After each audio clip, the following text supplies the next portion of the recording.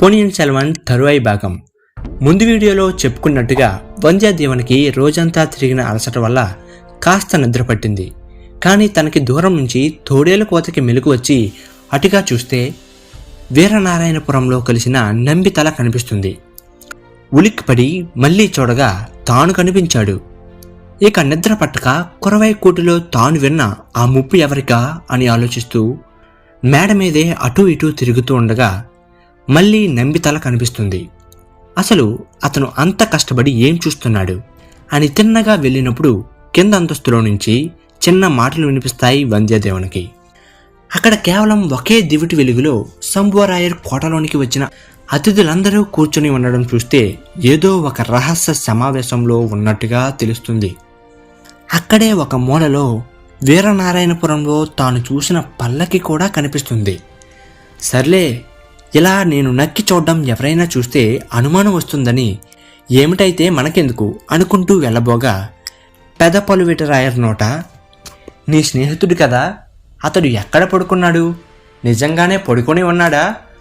పొరపాటున మన కోసం వచ్చిన గూఢచారి కాదు కదా అని కందమారని అడిగినట్టు అనిపిస్తుంది. నా గురించి మాట్లాడుతున్నారేంటి అని ఆశ్చర్యంగా వినగా, హా, అసలే అతను ఆదిత్య కరికాలునికి నమ్మిన బంటు. మన జాగ్రత్తల్లో మనం ఉండాలి. ఒకవేళ అతను మన మాటలు విన్నా ఇక్కడి నుండి వాడు ప్రాణాలతో మాత్రం బయటికి వెళ్ళడు అని పెద్ద పలువిటరాయర్ కందమారంతో గట్టిగా అంటాడు. అంతే, మన వంధ్యదేవన్ గుండె ఆగినట్టు అవుతుంది. ఈలోపు కందమారన్, నా స్నేహితుడు చాలా మంచివాడు, యోధుడు, అనవసరమైన విషయాల్లో జోక్యం చేసుకోడు. పైన తాను దూరం నుంచి ప్రయాణం చేసి రావడం వల్ల గాఢంగా నిద్రపోతున్నాడు మేడ మీద అని వంధ్యదేవన్ గురించి చెప్తాడు. తనని సమర్థించిన తీరుకి వంధ్యదేవన్ ఆనందిస్తాడు. కానీ అయినా నేను ఆదిత్యని సహచరుణ్ణి అయితే వీళ్ళకి వచ్చే ఇబ్బంది ఏముంది అని తనని తాను అనుకుంటూ ఉండగా అక్కడ అసమావేశమైన అతిథుల వైపుకు తిరిగి పెద పలువిటరాయర్, సరే, ఇక్కడ మనం ఈ అర్ధరాత్రి ఎందుకు సమావేశమయ్యాము అని సందేహం మీ అందరికీ ఉండే ఉంటుంది. వినండి. చోళరాజ్యం భవిష్యత్తు గురించి కీలకమైన నిర్ణయాలు మీతో చర్చించాలనే ఈ రహస్య సభకి ఉద్దేశం అని అంటాడు. అందరికీ ఆశ్చర్యం వేస్తుంది. ఇప్పుడు మన చోళరాజ్యానికి వచ్చిన ముప్పేముంది అని అంటారు. వెంటనే పలువిటరాయర్, ఒక పక్క మన చక్రవర్తి సుందరచూలుడి ఆరోగ్యం రోజు రోజుకి క్షీణిస్తుంది. ఇంకో పక్క తన పెద్ద కొడుకు కంచిలో బంగారు భవనాలు కొడుతూ రాజ్యపు నిధులంతా వృధా చేస్తున్నాడు. తన తాతలు ఆలయాలకు, యుద్ధాలకు, ప్రజలకు ఇస్తే ఇతడు ఇల్లులు, భవనాలు కట్టుకుంటున్నాడు. సుందరచూలుడి తరువాత ఇలాంటి వాణ్ణి ఎలా చక్రవర్తిగా అంగీకరిస్తాం? ఇంకో పక్క తన తమ్ముడు శ్రీలంకలో తలానును ఓడించాడు. అక్కడి రాజు మహిదాన్ పరారీలో ఉన్నాడు. యుద్ధం మధ్యలో ఆగింది. అక్కడే ఉంటూ తన సైనికులకు కావలసిన ధాన్యం, నిధులను ఆక్రమించిన లంకలో కాకుండా రాజ్యం నుండి పంపించాలనే ఆర్జీ పెడుతున్నాడు. మరోపక్క వాళ్ళ సోదరి కుందవై తన హద్దు మీరి రాచరిక విషయాల్లో జోక్యం చేసుకుంటూ పొగరుగా ప్రవర్తిస్తుంది. ఇలాంటి వల్ల మనల్ని పాలించేది అని అసహనంతో కోపాన్ని ప్రకటిస్తాడు. ముందందరూ ఆశ్చర్యపోయినా ఒక్కరిగా ఒప్పుకుంటారు. మరి ఇప్పుడేం చేద్దామని అనుకుంటున్నారు? ఆదిత్య కరికాలన్ కాబోయే రాజు అని అందరికీ తెలిసిందే కదా, ఇక మనం చేయగలిగిందేముంది? వారంతా ఎలా అనగా, పలువిటరాయర్, అందుకేనా మనమంతా ఉన్నది? వాళ్ళంతా మనల్ని సంప్రదించకుండా నిర్ణయం తీసుకొని ఆ ఆవేశపరుని సింహాసనం మీద కూర్చోపెడితే మనం చూస్తూ ఎలా ఊరుకుంటాం అని కోపంతో గర్జిస్తాడు. సభంతా ఆందోళనతో నిశ్శబ్దంగా మారిపోతుంది. అందులో ఒక రాజు ముందుకొచ్చి, మీరు ఈ వయసులో మీకు మనవరాలి వయసుండే యువతని ఎందుకు పెళ్లి చేసుకున్నారు? పైగా భార్యని వదిలి ఉండలేక మీతోనే అన్ని చోట్లకి తీసుకొని వెళ్తారని అందరూ నవ్వుతున్నారు అని అడుగుతాడు. అది విన్న అందరూ నవ్వగా, విని కోపంగా ఉన్నప్పటికీ పలువిటరాయర్ కూడా ఆశ్చర్యంగా పెద్దగా నవ్వుతాడు. అందరూ నిశ్శబ్దంగా చూస్తూ ఉంటారు. అడిగిన వాడి వైపుకు తిరిగి, సందర్భం లేని ప్రశ్నలకు ఇప్పుడు చర్చించాల్సిన అవసరం లేదు. అసలు నీ సందేశం ఏమిటో అది చెప్పు అని అంటాడు. మీరు మీ భార్యని సంప్రదించకుండా ఏ నిర్ణయం తీసుకోలేరు అని విన్నాం, నిజమేనా? అది అబద్ధమైతే నా సందేశం, మీ భార్య అంతఃపురంలో ఉండకుండా ఈ అర్ధరాత్రి సమావేశంలో ఆ పల్లకిలో ఏం చేస్తుంది అని ఆ రాజు అనుమానంగా అడుగుతాడు. దానికి పలువెటరాయుడు, ఆ విషయానికి తరువాత వద్దాం. నీకు ఆదిత్య కరికాలుడికి రాజు అయ్యే అర్హత లేదని తెలుసా? సుందర చోళుడి పెదనాన్న కొడుకు మధురాంతకుడికే ఎక్కువ అర్హత, అధికారం ఉన్నాయి. అతడినే రాజుగా ప్రకటించాలని మనమంతా ఎదురు తిరగాలి అని అందరినీ ప్రేరేపిస్తాడు. ఇంతలో ఇంకో రాజు లేచి, అయ్యా, మధురాంతకుడు సుకుమారుడు, పరమ శివభక్తుడు, రాజ్యపు వ్యవహారాలకు దూరంగా ఉండాలని తమ తల్లిదండ్రుల కోరిక. పైగా తనకు యుద్ధం మీద, పరిపాలన మీద అవగాహనే లేదు. అలాంటప్పుడు తానెలా రాజుగా పరిపాలించగలడు? అయినా మధురాంతకుడికి రాజు అవ్వాలనే ఆసక్తే లేదు అని అంటాడు. దానికి పలువెటరాయర్, మధురాంతకుడికి రాజు అవ్వాలని కోరిక ఉండి తన అర్హతను తాను ప్రస్తావిస్తే మీరంతా ముందుకు వస్తారా అని అడగగా అందరూ సరే అంటారు. పలువెటరాయర్ చప్పట్లు కొట్టగా పల్లకిని భటులు మధ్యలోకి తీసుకొని వస్తారు. అందరూ ఉత్కంఠతో చూస్తారు. తెరను తెరుచుకొని అందమైన చేతులు, వాటికి ఉన్న బంగారు కంకణాలు, వేలి ఉంగరాలు చూసి యువతి వస్తుందేమో అనుకుంటే పల్లకి బయటకు వచ్చిన ఊహించని వ్యక్తిని చూసి కమ్ము తింటారు.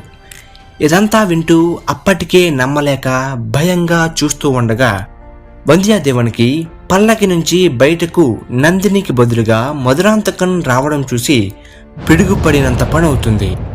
పలువెటరాయర్ అంతకుముందు అనుమానించిన రాజువైపుకు తిరిగి, నువ్వడిగే సందేహాలన్నిటికీ సమాధానం దొరికిందా ఇప్పుడు అని అడుగుతాడు.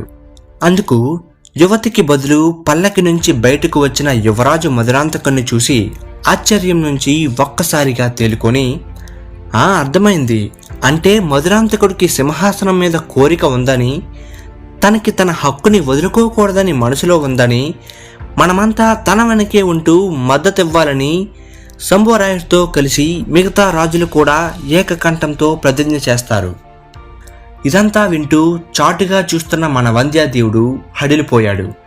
కంగారుగా అక్కడి నుండి తన మంచం మీదకు వెళ్ళి పడుకున్నాడు. ఆ ఆలోచనలతో కురవైకూటులో దేవరాలుడు చెప్పిన భవిష్యవాణి, రాజ్యవంశంలో ఎవరికో మరణమనే ఆందోళనతో తనకే తెలియకుండా నిద్రలోకి జారుకున్నాడు. తెల్లవారే తన మిత్రుడు తనని నిద్రలేపగా, వంధ్యాదేవన్, కందమారా, ఇక నేను సెలవు తీసుకుంటాను. కుంభకోణం వెళ్ళవలసిన పని ఒకటి ఉంది. అది అయ్యాక తిరిగి వచ్చినప్పుడు వీలుంటే మళ్ళీ నిన్ను తప్పక కలుసుకుంటాను అని అంటాడు. అందుకు కందమారుడు, అయ్యో, ఒక్కపూటకే వెళ్ళిపోతావా? ఇంకో వారమైనా ఉంటావనుకున్నా.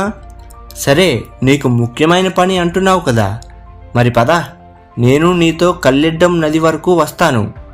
నీ గుర్రాన్ని ఈ నది దాటించడం కష్టం కాబట్టి నా భటుడు నీతో పాటు కుంభకోణం వచ్చి నీకు గుర్రాన్ని కొని వెనక్కి వస్తాడు అంటాడు. ఆ స్నేహితుడు, తమ భటుడు ముగ్గురు కల్లెడ్డం వరకు వెళ్తారు. అక్కడే ఉన్న ఒక పడవను ఆపి భటుడు, వంధ్యాదేవన్ ఇద్దరూ ఎక్కుతుండగా దూరం నుంచి పడవని ఆపమని అరుస్తూ అల్వర్కడియన్ కనిపిస్తాడు. పడవ కదులుతూ ఉంటుంది. కందమారన్ ఒడ్డునే ఉండి తన మిత్రుడికి వీడ్కోలు చెప్తాడు.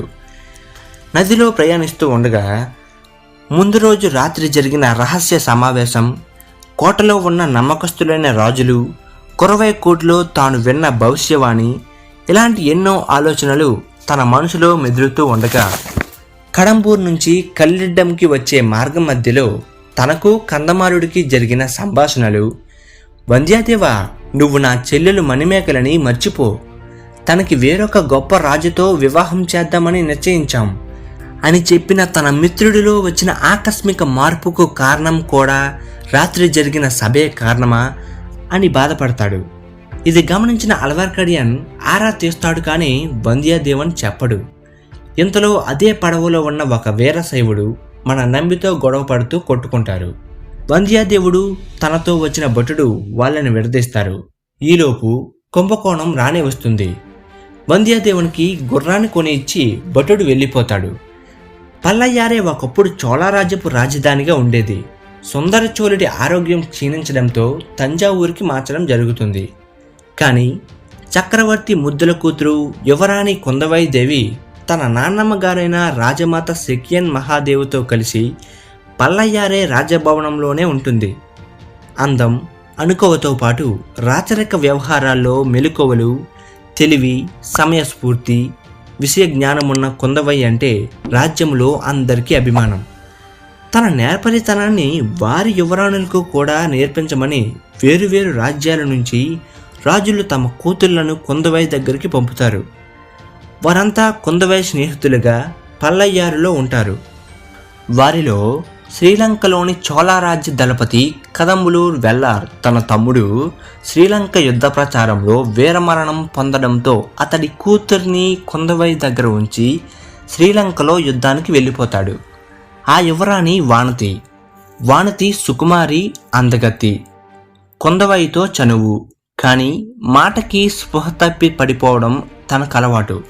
కొందవై, వానతి ఇద్దరూ కుంభకోణంలోని జ్యోతిష్యుడి దగ్గరకు వెళ్తారు.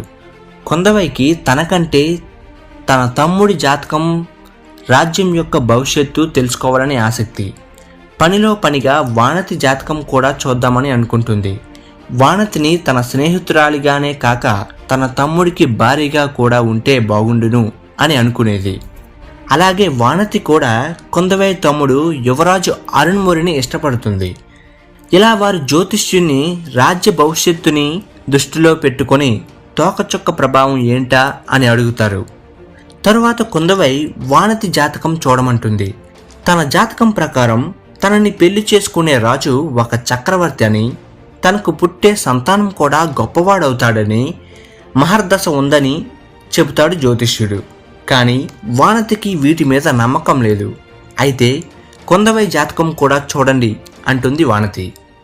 జ్యోతిష్యుడు ఆమెకేం లక్ష్మి లాంటి అందం, ఐశ్వర్యం, సరస్వతి లాంటి తెలివి, జ్ఞానం, పార్వతి లాంటి ధైర్యం, రాచరికం, ఆమెకు రాబోయే వరుడు అందగాడు, ధీరుడు, తారలాంటి వాడు, ఆకాశం నుంచి దిగివచ్చే చంద్రుడు అని చెప్తుండగా బయట నుంచి ఏదో గోల వినిపిస్తుంది. ఏంటా అని చూస్తే జ్యోతిష్యుడి శిష్యుణ్ణి నెట్టుకుంటూ గదిలోనికి దూసుకొస్తాడు ఒక వీరుడు. యోధుడు లోపలికి వచ్చేసరికి అతనికి అక్కడే ఉన్న ఇద్దరు యువరాణుల్ని చూస్తాడు. వారు కొందవై, వానతి అని అతనికి తెలియదు. అయ్యో, ఆడవాళ్ళు ఉన్నారే, చెప్పుండాల్సింది, చూసుకోలేదు, క్షమించండి అని బయటకు వచ్చేస్తాడు అతను. ఈలోపు యువరాణులు బయటకు వచ్చి తమ వ్రతంలో వెళ్ళిపోతారు. వాళ్ళ అందాన్ని చూస్తూ లోపలికి వెళ్తాడు ఆ వీరుడు.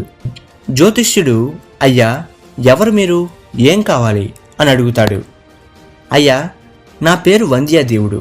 నేను కంచె నుంచి ఇక్కడికి వచ్చాను. మన రాజ్య భవిష్యత్తు గురించి తెలుసుకుందామని వచ్చాను. మీరు బాగా చెప్తారని అల్వర్కడియన్ అనే వీర వైష్ణవుడు ఒక అతను పడవ దిగుతుండగా చెప్పాడు. అందుకే మీ దగ్గరకు వచ్చాను అంటాడు. అప్పుడు ఆ జ్యోతిష్యుడు, రాజ్యం గురించి అడుగుతున్నాడేంటి అని అనుమానంతో పూర్తి సమాధానాలు చెప్పడు. అక్కడి నుండి వంద్యాదేవన్ తంజావూరు వైపుకు వస్తూ దారిలో అరిసెలూరు చెరువు వైపుగా వెళ్తాడు. అకస్మాత్తుగా అమ్మో, కాపాడండి అని అమ్మాయిలు అరుస్తున్నట్టు అనిపించి కంగారుగా ఏంటా అరుపు, ఎక్కడి నుండి వస్తుంది, వెళ్ళి చూసి వెంటనే తన చేతిలో ఉన్న ఈటని గురి చూసి విసురుతాడు. అంతే, అమ్మాయిలంతా హేళనగా నవ్వుతారు. ఇంతకీ ఏం జరిగినట్టు తెలుసుకోవాలంటే మనం కూడా సన్నివేశంలోకి వెళ్ళవలసిందే. మరి అదేంటో నెక్స్ట్ వీడియోలో తెలుసుకుందాం. చూస్తారు కదా ఫ్రెండ్స్, ఈ వీడియో మీకు నచ్చినట్టయితే లైక్ చేయండి, మీ ఫ్రెండ్స్ అండ్ ఫ్యామిలీ మెంబర్స్కి షేర్ చేయండి. నాకు మరింత ఎనర్జీ అందించేందుకు జేబీఆర్ ఫ్యాక్టబుల్ ఛానల్ని సబ్స్క్రైబ్ చేసుకోండి. నేను మీ బంగారాజు. సోగ్గాడు మళ్ళీ వచ్చాడు.